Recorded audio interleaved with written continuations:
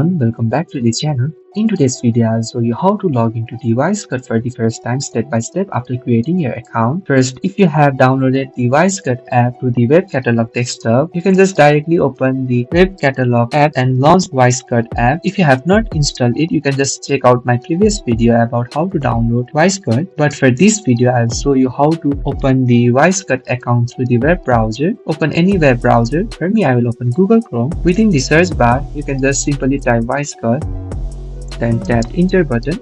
The first result shown is the official WiseCut. Within it, you will see different options. Tap on the login option. It will redirect you to the sign-in page. Within it, you will see email and passport fields where you must enter valid details. After entering your valid details, tap on the login button present.